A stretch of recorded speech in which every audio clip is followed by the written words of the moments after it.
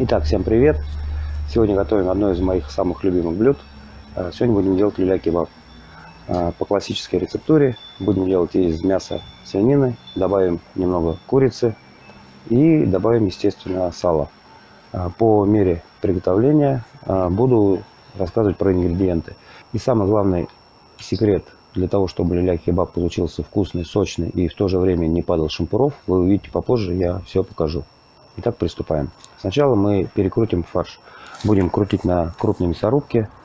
Можно и порубить, конечно, но рубить нам нечем. Топориков у нас, к сожалению, нет. Поэтому будем его крутить. Крутить будем свинину, крутить будем курицу и крутить будем свиное сало. И лук. Лук нам тоже понадобится. Лука надо, ну я скажу, сколько в пропорциях там получилось. Лук будем крутить тоже на мясорубке.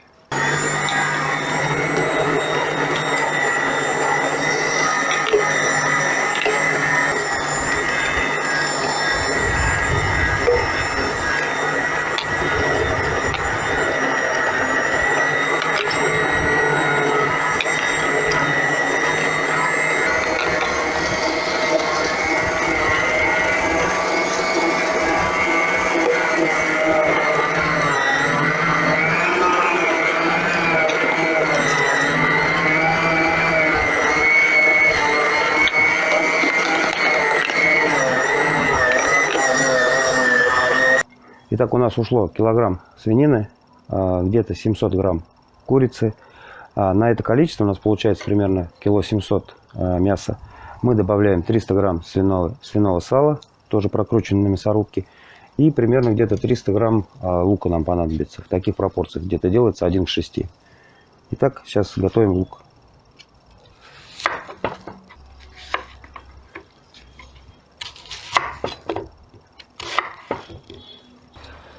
Итак, лук мы тоже будем крутить через мясорубку, но его мы потом будем отжимать лишний сок. Поэтому его крутим в отдельную тару.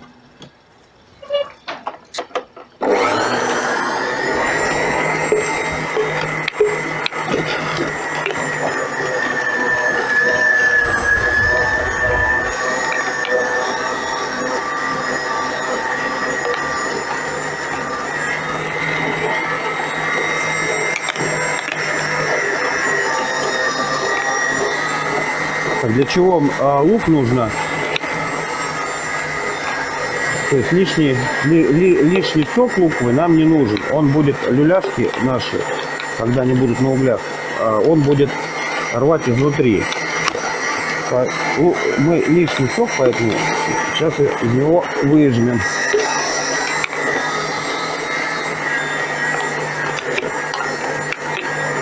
Ну, это один из таких, грубо говоря, секретов приготовления люля. То есть, чтобы он был и сочный, и в то же время не слетал с шампура. Итак, лук мы на мясорубке прокрутили. Теперь нам необходимо вот просто легкими движениями отжать лишний сок. Не надо его сильно выжимать. Вот то, что стекает, тот пусть и стекает лишнее.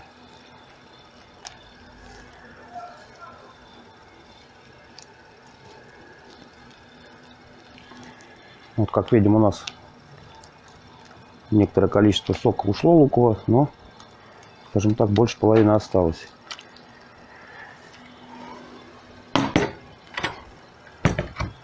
Теперь также добавляем все сюда, в нашу общую емкость. Теперь, так как у нас мясо, получается, у нас кило 700 и 302 килограмма получается у нас мясных продуктов. Лук я не считаю. Поэтому на 2 килограмма мы добавляем 2 столовые ложки соли. И вообще, если не знаете, как правильно солить фарш, как правильно солить шашлык, всегда на килограмм мяса добавляйте столовую ложку соли. Не ошибетесь. Ложку такую без фанатизма, без горки. Все. Это у нас по соли. Теперь добавляем черный перец. Черный молотый перец. Здесь по вкусу уже как любите. Остренький. Как любите, остро, не остро. У нас примерно чайная ложка. Да? Добавляем где-то 2 чайные ложки молотого кориандра.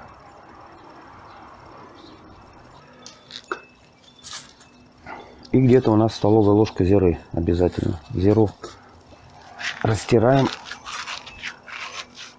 обязательно.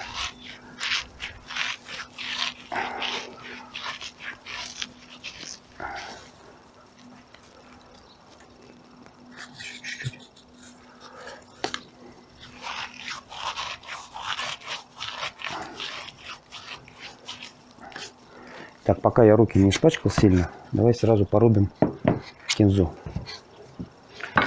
Кинзу будем добавлять чуть попозже, после того, как все перемешаем.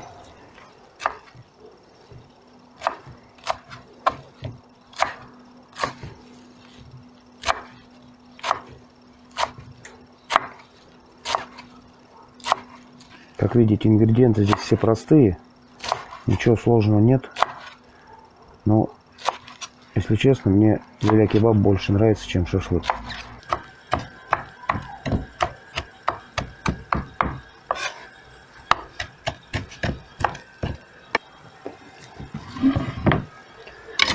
Итак, кинзу порубили, и теперь начинаем замешивать наш фарш.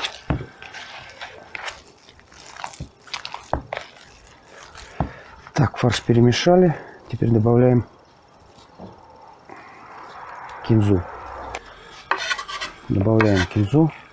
Кинзы тоже, смотрите, ее по вкусу. Я люблю кинзу, поэтому добавляем ее достаточное количество. И продолжаем мешать. Итак, все перемешали тщательно. А теперь самый главный секрет для того, чтобы люля-кебаб не сваливался с шампура. Ну, скажем так, один из самых главных секретов. Фарш нужно хорошо отбить. Каким образом, я сейчас покажу. Я делаю это частями. То есть мы фарш перекладываем в другую посуду. Так как большого таза у меня нет. Итак, мы переложили в отдельную посуду наш фарш. И теперь я делаю так. Я беру небольшими кусками. Я сейчас даже покажу, наверное. Берем небольшими порциями. И нам необходимо вот таким образом. Я сейчас встану, чтобы поудобнее было. Фарш нужно отбить. И вот так каждую порцию, которая вмещается у меня в кулак, я примерно отбиваю по времени где-то минуты 3-4. Хорошеньким размахом и бьем об дно. Таким образом фарш у нас выделяет белок. Я потом покажу консистенцию, которая получится. И этот белок нам как раз не даст люляхе упасть с шампура. И так, как вы поняли, главный секрет — отбить. Фарш у нас должен получиться вот как кусок глины. То есть он распадается на волокна. И видите, вот он получается, он липкий. Как проверить еще? Сейчас я вам покажу. Готов ли фарш наш к люля. То есть мы берем небольшой кусок, переворачиваем руку, и фарш наш висит на руке. Он не должен падать. Полностью готов. Теперь возвращаем обратно все в емкость. Он даже на тарелке не отрывается. Все перемешиваем.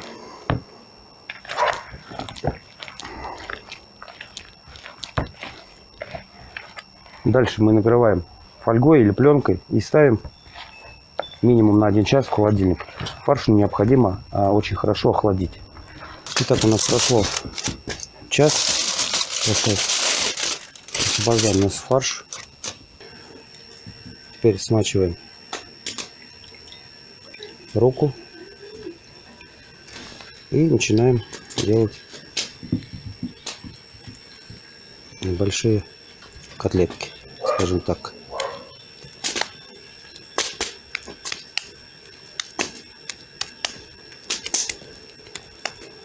Приготовили. Теперь нанизываем нашу котлетку. Обратите внимание, шампур у меня специальный для люля, он широкий. И наше дело теперь все это распределить равномерно, выпустить, выжать весь воздух с шампура. Равномерно распределяем, постепенно прокручиваем. Как видите, уже на заднем плане костер горит. Мы уже готовим. Сейчас угли уже будут.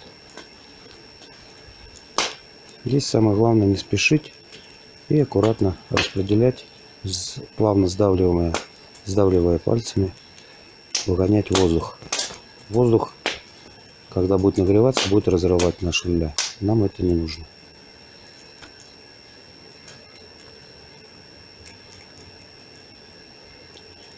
Как видите, он здесь в конце обязательно я закручиваю всегда, чтобы сок, который оставался, не вытекал.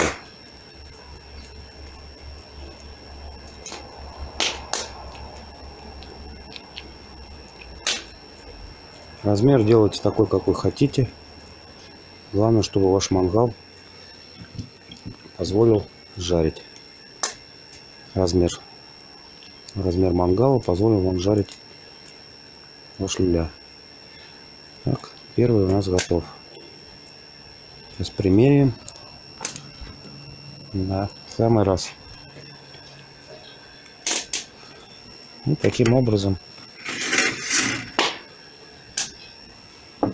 готовим остальные.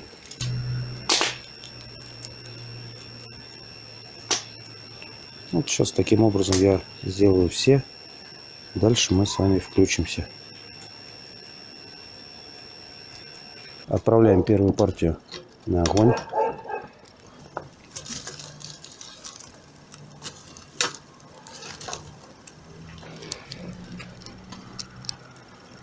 И видите, уже поджаривается очень быстро.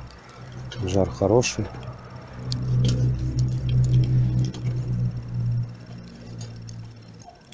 Как видите, жарится. Ничего не падает с шампуров. Самое главное, чтобы люля быстро схватился и не разорвался. Но так как мы фарш отбили хорошо, он у нас и так не собирается, не должен был упасть и не собирается этого делать. То есть равномерно со всех сторон обжариваем.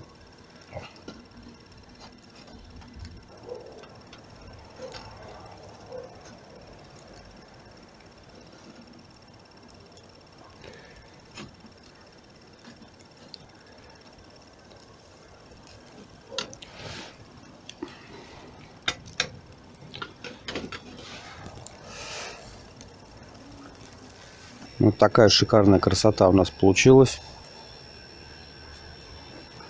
Румяная корочка.